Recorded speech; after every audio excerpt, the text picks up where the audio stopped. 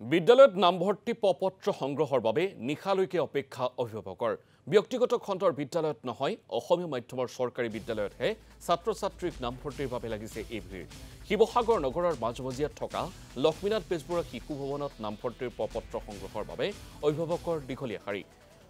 19 ফেব্ৰুৱাৰীত প্ৰদান কৰিব প্ৰাক প্ৰাথমিক শ্ৰেণীৰ নামভৰ্তিৰ প্ৰপত্ৰ সেই প্ৰপত্ৰ সংগ্ৰহৰ বাবে 17 ফেব্ৰুৱাৰীৰ নিশাৰ পৰাই এইদৰে শাৰী পাতিছে অভিভাৱকে এই দৃশ্য অসমীয়া মাধ্যমৰ চৰকাৰী বিদ্যালয়ৰ বাবে নিশ্চিতভাৱে ইতিবাচক খবৰ আমি যোৱাকালি আইতাত মাইকী মানুহবোৰ প্ৰথম গম পাইছে যে ইয়াত ফৰ্ম এখন মাৰি থোৱা আছে তাৰপিছত জাননী মাৰি দিলে তাৰপিছত আমি লাইনত পাতিছোঁ আৰু যে অহা সোমবাৰে ফৰ্ম দিব ফৰ্ম দিব মানে ফৰ্ম হ'ল 130টা ফৰ্ম দিব 100টা মানুহ সিলেক্টেড কৰিব আৰু তাৰপিছত আমি লাইন পাতিলোঁ আৰু লাইন পাতি আজি বৰ্তমান আমি যোৱাকালিৰ পৰা লাইন সবতে ৰৈ আছোঁ যোৱাকালি আমাৰ 93 আছিলে আজি 103 হ'ল তো এতিয়া বৰ্তমান আপুনি দেখিছে যে খালী হৈ আছে আমি সব খাবলৈ গৈছে আৰু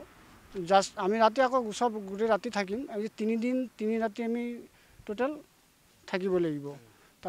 আৰু যদি স্কুলৰ কথা কয় স্কুলখন আমি ভাল পাওঁ কাৰণেই আৰু শিক্ষা ইয়াত ভাল দিয়ে কাৰণে ইয়াত ৰৈ আছোঁ শিৱসাগৰ জিলাৰ ভিতৰত লক্ষ্মীনাথ বেজবৰুৱা শিশু ভৱন বিদ্যালয়খন এখন অতি উন্নত মানৰ শিক্ষা মানদণ্ড আমি বিদ্যালয় বুলি আমি শুনিও আহিছোঁ আৰু দেখিও আহিছোঁ সেইবাবে আমি